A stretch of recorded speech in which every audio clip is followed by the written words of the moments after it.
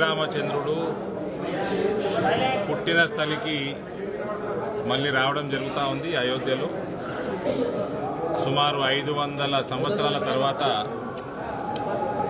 రాముడు అయోధ్యకి వాపస్ రావడం జరుగుతూ ఉంది. అట్టి కార్యక్రమం చేపడుతున్న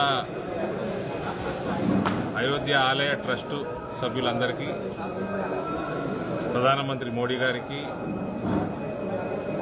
దేశంలో ఉన్న ప్రపంచంలో ఉన్న రామభక్తులందరికీ కూడా అభినందనలు తెలియజేస్తూ 22 వరకు మన ప్రాంతాలలో ఉన్న ఆలయ శుద్ధి కార్యక్రమం ప్రధానమంత్రి గారు పిలుపునిచ్చినట్టు అందరూ కూడా ఇందులో పాలు పంచుకోవాలని మేము ప్రార్థిస్తూ ఉన్నాము. ఇవాళ అట్టి కార్యక్రమంలో ధన్పాల్ సూర్యనారాయణ గారు, ఇందూరు ఎమ్మెల్యే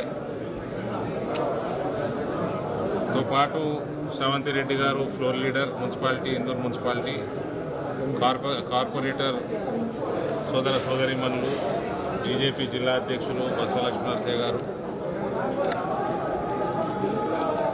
జిల్లా భారతీయ జనతా పార్టీ నాయకులందరూ కూడా ఈ కార్యక్రమంలో పాల్పంచుకోవడం జరిగింది. ట్రస్ట్ సభ్యులు, కిల్లా రామమందిర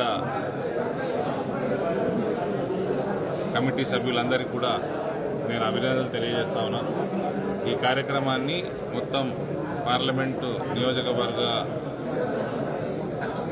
ప్రాంతంలో అందరూ కూడా, బీజేపీ శ్రేణులందరూ కూడా ఈ ఆలయ శుద్ధి కార్యక్రమంలో ఈ మిగిలిన 4 రోజులు పార్టిసిపేట్ కావాలని నేను కోరుతున్నాను.